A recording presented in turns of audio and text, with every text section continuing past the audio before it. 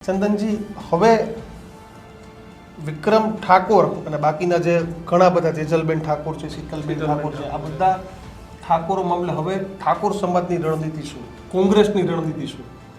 આવવાવાળા સમયમાં કોંગ્રેસ બિલકુલ રણનીતિમાં આગળ વધશે સાહેબ.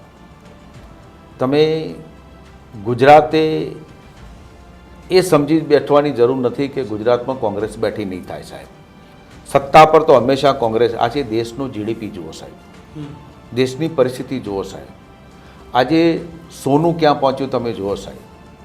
આજે કુડેલનો ભાવ $30-32 નીચામાં નીચો ભાવ હોવા છતાં સાહેબ ડીઝલ આજે આ મોદી સરકારને ₹50 લીટર આપવું હોય તો ગુજરાતની નહીં ભારતની પ્રજાને આપી શકે છે સાહેબ. ગેસનું સિલિન્ડર આજે ₹300 તો મોદી સાહેબને આલુ હોય તો આપી શકે છે સાહેબ. પણ ગુજરાતને સમગ્ર દેશની પ્રજાને જેમ કઠપુતળીની જેમ આ ભારતીય જનતા પાર્ટી નચાવે છે એમ લોકો સમજી ગયા છે હવે સાહેબ.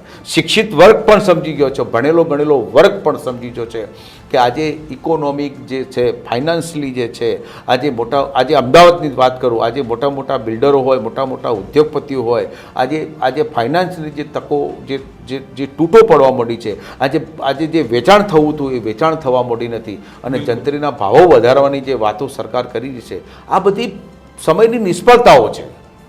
ભારતીય જનતા પાર્ટીની એક નિષ્ફળતા ઊભી થઈ છે. કોઈ પણ વ્યક્તિ જો હાર તરફ જતો હોય ને એટલે એને બધું અવળું ઉકલતું હોય છે અને આજે ભારતીય જનતા પાર્ટી સમગ્ર દેશમાં હાર તરફ જઈ રહી છે એવું મને ચોક્કસ